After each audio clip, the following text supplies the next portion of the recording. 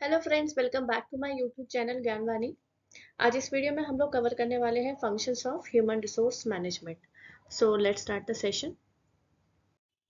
The function of HRM में be classified into two categories. दो categories में classified है एचआरएम के फंक्शन। फर्स्ट है मैनेजरल फंक्शन, सेकंड है ऑपरेटिव फंक्शन। क्या क्या होते हैं managerial and operative? So there are four managerial function which a human resource manager has to perform। चार तरीके के मैनेजरल फंक्शन होते हैं जो एक एचआर मैनेजर परफॉर्म करता है। हमने प्रिंसिपल ऑफ मैनेजमेंट में पढ़े थे फंक्शंस ऑफ मैनेजमेंट क्या होते हैं, planning, organising, staffing, directing, controlling. ठीक है, तो उसी तरीके से एचआर मैनेजर जो होता है ऑर्गेनाइजेशन में वो चार तरीके के मैनेजरल फंक्शंस को परफॉर्म करता है। That is planning, organising, directing and controlling. ठीक है।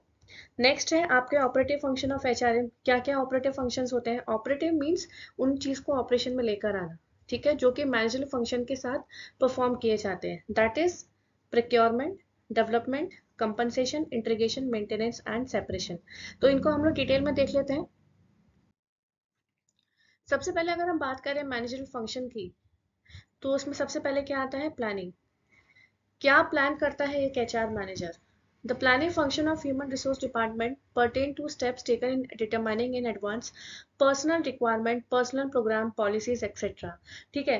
अगर किसी भी काम को हमको शुरुआत करनी होती है, एचआर मैनेजर क्या करता है, कोई अगर किसी चीज को इम्प्लीमेंट करना चाहता है तो उसके पहले सबसे पहले वो क्या करेगा? चीजों की प्लानिंग करेगा। ठीक है, कि एचआर डिपार्टमेंट क्या करता है? सबसे पहले प्लान करता है कि क्या क्या पर्सनल रिक्वायरमेंट्स हमको लगेंगी। ठीक है, पर्सनल प्रोग्राम्स क्या बनेंगे, क्या पॉलिसीज हमको फ्रेम करनी चाहिए ऑर्गेनाइजेशन में। ठीक है, तो डिटरमाइन करने के बाद क्या होता है? After determining how many and what type of people are required, ये चीजें जब डिटरमाइन हो जाती है ना एडवांस में। देखो प्लानिंग क्या होती है, हमने फंक्शंस ऑफ मैनेजमेंट पढ़ा था, deciding in advance what to do and how to do. उसी तरीके से एचआर मैनेजर भी प्लान करके चलता है कि एडवांस में हमें क्या क्या चीजों की जरूरत पड़ सकती है, क्या पर्सनल रिक्वायरमेंट्स हो सकती हैं, क्या क्या पॉलिसीज, क्या क्या प्रोग्राम फ्रेम किए जाते हैं ऑर्गेनाइजेशन में। ठीक है, और डिटरमाइन करने के बाद कितने और किन टाइप के लोगों की जरूरत पड़ेगी हमें। ठीक है, so after determining how many and what type of people are required, a personal manager has to devise ways and means to motivate them। तो पर्सनल मैनेजर जो होता है उसकी रिस्पॉन्सिबिलिटी होती है। ठीक है, personal manager in the sense HR manager.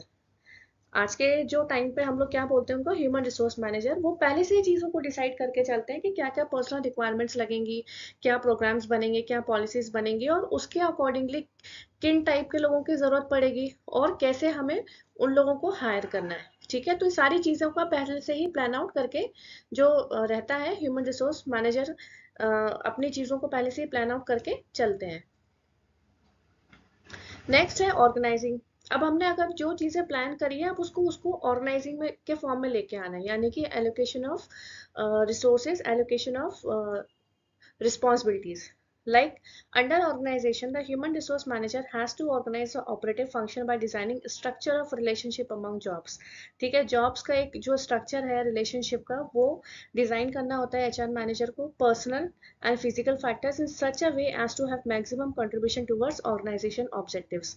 तो कैसे करते हैं वो मैनेजर परफॉर्म? जैसे प्रिपरेशन ऑफ टास्क फोर्स, कितनी टास्क लेके आनी है, कब कौन सा काम कौन सा एम्प्लॉय करेगा। ठीक है, ये चीजें अभी ऑपरेटिव में आई नहीं है, लेकिन पहले से जो चीजें आप प्लान करके चल रहे हो उनको ऑर्गेनाइज कराना भी एचआर मैनेजर की रिस्पॉन्सिबिलिटी होती है। कि मतलब division of resources, division of responsibility, कि कौन सा टास्क कौन कंप्लीट करेगा, किसको कौन सा टास्क हैंड ओवर करना है। ठीक है, allocation of work to individual, integration of efforts of the task force, जितने भी टास्क फोर्स है, मतलब जो लगाई गई है काम के लिए, जो लोग लगाए गए हैं, लगाने जाने वाले हैं, तो उनका एक साथ इंटीग्रेशन लेके चलना। Coordination of work of individual with that of department, जो पर्टिकुलर डिपार्टमेंट जो प्रोग्राम परफॉर्म करने जा रहा है उसके साथ कोऑर्डिनेशन करके चलना। ठीक है, तो ये चीजें भी डिसाइड की जाती हैं। नेक्स्ट है डायरेक्टिंग। डायरेक्टिंग में क्या होता है? The function of directing follows immediately after planning and organising. ये जो वाला फंक्शन है तुरंत प्लान और ऑर्गेनाइजिंग के बाद फॉलो किया जाता है। कैसे? When plan is to be executed, the manager has to give proper direction and guide the people towards the achievement of goal. अब कोई इंसान काम कर रहा है, कोई एम्प्लॉयज काम कर रहे हैं, तो उनको डायरेक्शन प्रोवाइड कराने का भी एक एचआर मैनेजर की रिस्पॉन्सिबिलिटी होती है। ठीक है, एचआर मैनेजर ने चीज़ों को पहले प्लान किया, उसके बाद ऑर्गेनाइज किया, allocation of division of work किया, रिस्पॉन्सिबिलिटीज किया, उसके बाद अब उनको गाइडेंस देना भी एक एचआर मैनेजर की ड्यूटी बन जाती है। ठीक है, उनको मोटिवेट करना कि आप इस दिशा में जाओ, आप ऐसे काम करो, अगर आपको ऐसे रिजल्ट नहीं मिल रहा है तो आप इस तरीके से काम करो। ठीक है, दूसरा तरीका अपनाओ। So this include commanding, motivating, leading and activating the people to work as per the laid out plan. ठीक है, तो प्लान के अकॉर्डिंगली जो काम सेट किया गया है, जो काम डिसाइड किया गया है, उसके हिसाब से एम्प्लॉयज को डायरेक्शन प्रोवाइड कराना, और ये डायरेक्शन प्रोवाइड कराने की जिम्मेदारी किसकी होती है? एक ह्यूमन रिसोर्स मैनेजर की। नेक्स्ट है controlling. Once the plans are set in and its execution starts, manager has to verify whether all works are being carried out as per plan or not. ठीक है, जब एक बार सारा plan execute हो जाता है, सेट हो जाता है, तो मैनेजर की क्या रिस्पॉन्सिबिलिटी बन जाती है कि वो प्लान एग्जीक्यूट हो रहा है या नहीं हो रहा है। देखो कंट्रोलिंग में हम लोग देखते हैं कि देखो एक स्टैंडर्ड प्लान पहले से प्लान करके चलते हैं, और उसके बाद उस हिसाब से एक्टिविटी फुलफिल की जा रही है कि नहीं, वो चीज़ें भी मॉनिटर करना पड़ता है। जैसे कि he and his staff must check the actual and compare with the plan, and if they find any deviation corrective measures are to be taken.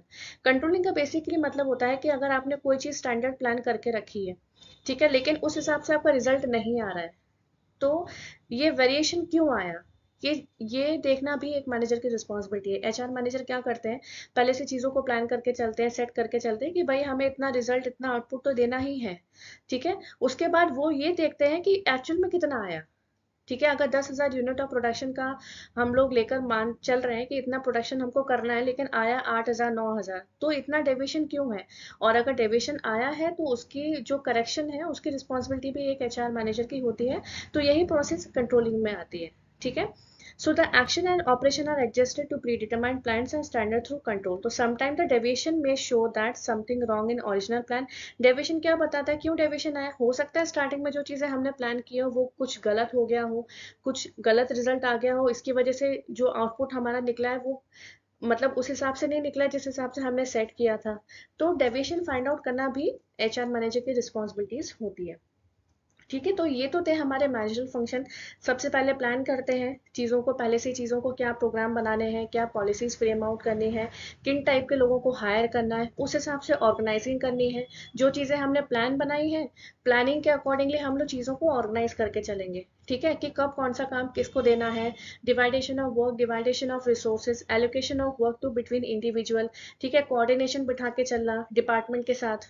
Next होता है डायरेक्टिंग। अब डायरेक्टिंग में क्या होता है कि जैसे किसी को नहीं समझ में आ रहा कि काम कैसे होता है, तो एचआर मैनेजर की क्या रिस्पॉन्सिबिलिटी बनती है कि उसको लीड करे, उसको गाइड करे, उसको मोटिवेट करे कि आप ऐसे नहीं ऐसे काम करो अगर आपको ऐसे रिजल्ट नहीं मिल रहा है, ठीक है। नेक्स्ट होता है आपका कंट्रोलिंग प्रोसेस। कंट्रोलिंग में सारी चीजें प्लान आउट जो हमने की है वो सारी चीजें चेक करनी पड़ती है, ठीक है, कि जो हमने स्टैंडर्ड प्लान किया था उस हिसाब से आउटपुट आ रहा है नहीं आ रहा है, और अगर नहीं आ रहा है तो डेविएशंस अगर निकल के आ रहे हैं तो क्यों निकल के आ रहे हैं, करेक्टिव मेजर्स लेना भी रिस्पॉन्सिबिलिटी बन जाती है, और उस हिसाब से एम्प्लॉयज को गाइड किया जाता है जिससे जो चीज़ें हैं वो प्लानिंग तरीके से वर्कआउट हो सके, ठीक है।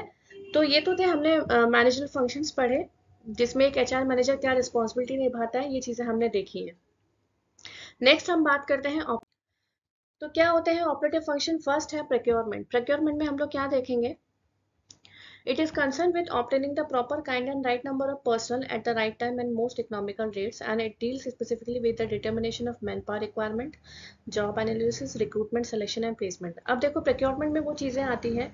ऑपरेटिव फंक्शन क्या होते हैं, जो चीज़ें बेसिकली हमको ऑपरेशन में लेके आने, ठीक है, जिन चीज़ों का इंप्लीमेंटेशन हमें अब करना है, तो कैसे करोगे आप सपोज करो कोई ऑर्गेनाइजेशन में कोई प्रोजेक्ट आया है और एन नंबर ऑफ एम्प्लॉयज़ की ज़रूरत पड़ रही है, ठीक है, तो किस टाइप के एम्प्लॉयज़ चाहिए, ठीक है, क्या क्या टेक्नोलॉजीज पे काम किया जाने वाले एम्प्लॉयज चाहिए, क्या क्या वर्क एक्सपीरियंस है उनका, क्या क्या क्वालिफिकेशन है, ये सारी चीज़ों का प्लान आउट किया जाता है। उस हिसाब से प्रोक्योरमेंट एक्टिविटी है जो निभाई जाती है ऑर्गेनाइजेशन में। तो उसके लिए क्या होता है, मैन पावर रिक्वायरमेंट कितनी लगेगी वो चेक किया जाता है, डिटरमाइन किए जाते हैं, ठीक है। Job analysis related with the collection of information related with the job. Then recruitment होता है, selecting a right person for the right job. Selection होता है, उसके बाद सिलेक्शन में एन नंबर ऑफ टेस्ट होते हैं, जैसे एप्टीट्यूड हो गया, रिटर्न टेस्ट हो गया, ये सारी चीज़ें एक जो एम्प्लॉय होता है पहले रिक्रूटमेंट करते हैं, रिक्रूटमेंट के बाद उसका जब वो इंटरव्यूज के लिए आते हैं, सेलेक्ट होते हैं, उसके बाद तरह तरीके से उनके पास उनके उनके सिलेक्शन किया जाता है उनका, ठीक है। उसके बाद उनका प्लेसमेंट किया जाता है, देन प्लेसमेंट के बाद उसके बाद इंडक्शन एंड ओरिएंटेशन का जो प्रोग्राम होता है, ज्वाइनिंग फॉर्मेलिटीज होती है, वो सारी चीज़ें की जाती है। तो ये सारी चीज़ें किस में आती हैं, आपके प्रोक्योरमेंट में। अब अगर कोई एम्प्लॉय ज्वाइन हो जाता है उसके बाद क्या करना होता है, डेवलपमेंट, ठीक है। तो डेवलपमेंट कैसे करते हैं? Various training and development programme are to be provided to the employees to develop their skills and increase their productivity. ठीक है, अब जैसे कोई एम्प्लॉय ज्वाइन हुआ है, ठीक है, उसको कुछ टाइम लगता है, अब सपोज करो वो ठीक से काम नहीं कर पा रहा, तो उसको ट्रेनिंग प्रोवाइड कराना भी एचआर मैनेजर की जिम्मेदारी है। ठीक है, एचआर डिपार्टमेंट की जिम्मेदारी है। ठीक है, तो जिससे क्या ऑर्गेनाइजेशन की प्रोडक्टिविटी बढ़े। तो ट्रेनिंग अगर आप दोगे तो ऑटोमेटिकली उसका डेवलपमेंट होगा ही। ठीक है, so this function also include framing of promotion policy, determining the basis of promotion and making performance appraisal. ठीक है, तो डेवलपमेंट में क्या क्या होती है चीजें? एक तो परफॉर्मेंस अप्रेजल के थ्रू डेवलपमेंट होता है एक कैंडिडेट का। ट्रेनिंग आप उनको दोगे तो ढंग से वो काम कर पाएंगे। ठीक है, प्रोडक्टिविटी बढ़ेगी। ठीक है, प्रमोशन अगर आप उनको दोगे तो ये सारी चीजें किसमें आती हैं? आपकी डेवलपमेंट में। नेक्स्ट है कंपनसेशन। अब कोई एम्प्लॉय काम कर रहा है, वो ट्रेंड हो गया है, उसको पता है, उसको समझ में आ गया कैसे काम करना है, तो फेयर कंपनसेशन प्रोवाइड कराना भी एक एचआर डिपार्टमेंट की जिम्मेदारी बन जाती है। So compensation means determination of adequate and equitable remuneration of personnel for the contribution to organisation objectives. अगर वो बंदा प्रॉपर कंट्रीब्यूशन दे रहा है, 100% एफर्ट्स लगा रहा है, तो उसको एक इक्वल और फेयर रिम्यूनरेशन प्रोवाइड कराना भी एचआर डिपार्टमेंट की जिम्मेदारी होती है। So the importance of monetary compensation can not be underestimated, even though non financial incentive also play an important role in raising the morale of employees. ठीक है, एक तो सबसे पहली बात, एम्प्लॉय का रिटेनिंग होना बहुत जरूरी है, उसका पर्टिकुलर ऑर्गेनाइजेशन में सस्टेन होना बहुत जरूरी है। अगर वो 100% एफर्ट्स दे रहा है, काम को ठीक से कर रहा है, प्रॉपर उसने ट्रेनिंग ली है उस पर्टिकुलर काम को करने के लिए, ठीक है, उसके अंदर डेवलपमेंट दिखाई दे रहा है, ठीक है, परफॉर्मेंस अप्रेजल्स हो रहे हैं, तो उस अकॉर्डिंगली कंपनसेशन चाहे आप मॉनेटरी फॉर्म में दो, चाहे आप नॉन मॉनेटरी फॉर्म में दो, लेकिन देना जरूरी होता है। उससे क्या होता है ना, एम्प्लॉयज का मोरल बढ़ता है, उनको सेटिस्फेक्शन मिलता है कि भाई ये कंपनी बहुत अच्छी है, अकॉर्डिंगली जिस हिसाब से उन्होंने रिक्रूट करा था, सिलेक्शन किया था, तो उस हिसाब से वो लोग कंपनसेशन भी प्रोवाइड करा रहे हैं। ठीक है, so the compensation function include job evaluation, remuneration policy, incentive, premium plans and etcetera. Next होता है integration. It deals with the integration of individual, societal and organisation. Integration means क्या होता है? एक एम्प्लॉय काम करे तो इंटीग्रेट करके चले, ठीक है, एक साथ काम करके चले। So the function mainly focus on employee satisfaction, grievance handling and maintenance of discipline and free flow of communication at all levels.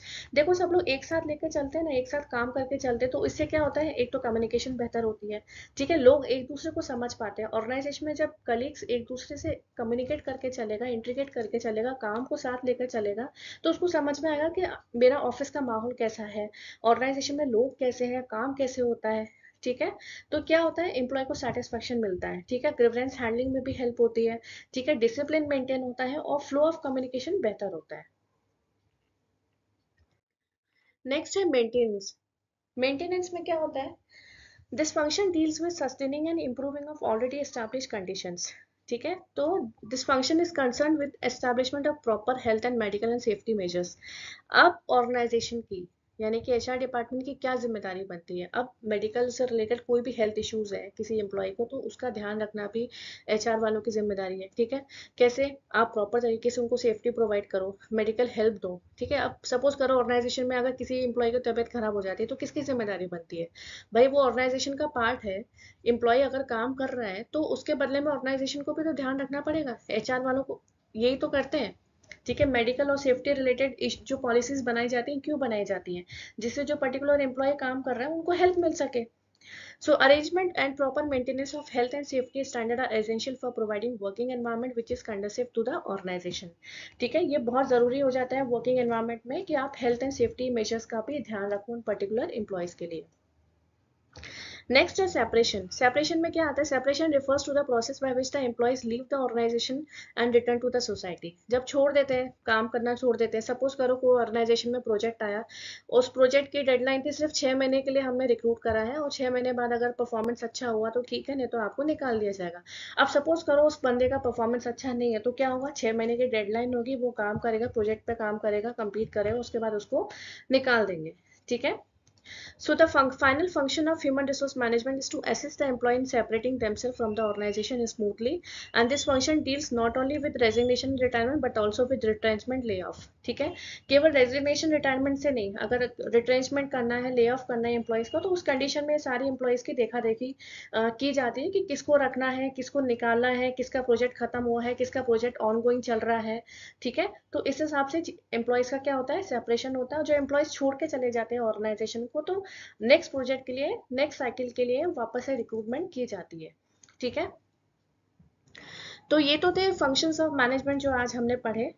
तो आई होप आपको ये वीडियो क्लियर हो गया होगा, समझ में आ गया होगा कि क्या मैनेजरल फंक्शंस होते हैं और क्या ऑपरेटिव फंक्शंस होते हैं। तो आज के वीडियो में बस इतना ही, मिलते हैं नेक्स्ट वीडियो में। अगर आपको ये वीडियो पसंद आए तो प्लीज़ इसे लाइक शेयर सब्सक्राइब जरूर करें। Thank you so much.